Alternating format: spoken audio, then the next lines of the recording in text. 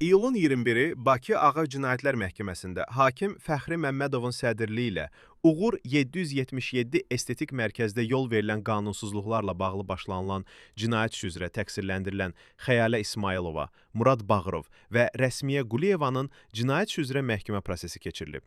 Lentas xəbər verir ki, məhkəmə zərərçəkənlərin ifadələri ilə davam edib. Zərərçəkən şəxs təqsirləndirilənlərdən Xəyalə İsmayılovanı tanıdığını bildirib. 2023-də TikTokda Xəyalə İsmayılova ilə tanış oldum. Özünü mənə həkim kimi təqdim elədi. Yazdım ona, görüşdük. Mənə dedi ki, əməliyyata gəlməmişdən qabaq xəbər elə ki, dolğuları xaricdən gətizdirim. Mayın 15-də getdim. Dedi ki, dolğular yaddan çıxıb gətizdirməmişik. Qardaşımı göndərirəm gətirsin. Orada bir oğlan vardı, göndərdi. Oğlan gedib əlində, içində sarı maye olan qab gətirdi. Əlcəksiz işləyirdi Xəyalə xanım. Ayağıma o sarı zərdabı vurdu. 2-3 gün keçdi. Xəyalə xanıma yazdım ki, ayağım qızarıb. Məsləhət gördü ki, sistem vurdurum.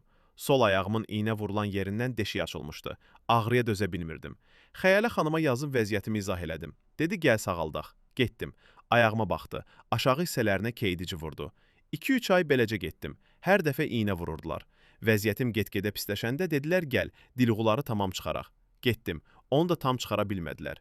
2024-cü ildə Nəsimi rayon prokurorluğuna şikayət elədim. Məni ekspertizaya göndərəndə oradakı həkim ayağımın vəziyyətinə baxıb, bunu hansı savadsız baytar edib dedi.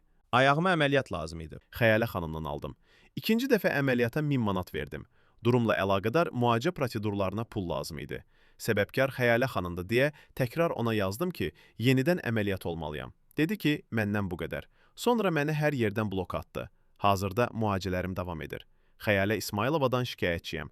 50 min manat təzminat tələb edirəm. Növbəti proses 11 sentyabr saat 09:45-ə təyin olunub.